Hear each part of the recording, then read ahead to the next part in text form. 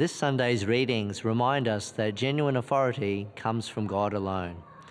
In our first reading, Isaiah is chastising the people for trusting in political alliances and their own strength to save them from oppression. He highlights that they have turned almost everywhere in the search of help except to God. The prophet teaches us a leader receives power and remains secure because God alone has given that power. In the second reading, Paul is marveling at how inscrutable God's plans are. Despite the Jews rejecting Christ, it creates an impetus towards evangelizing the Gentiles.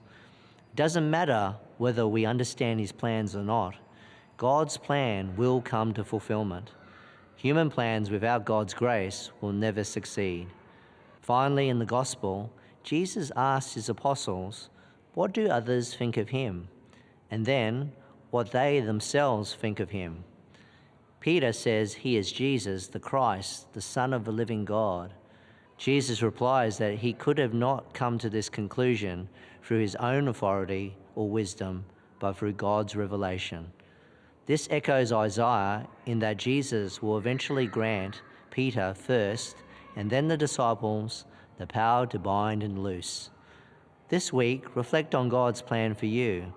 Have you been collaborating with him or selfishly ignoring his wisdom?